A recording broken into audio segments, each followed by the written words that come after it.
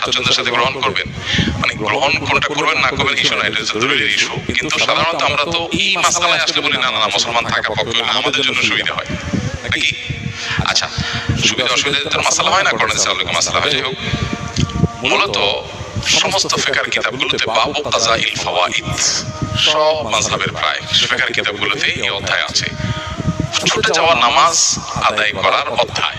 তাহলে বোঝা গেল ছুটে নামাজ আদায় যাওয়া নামাজ আদায় করতে হবে।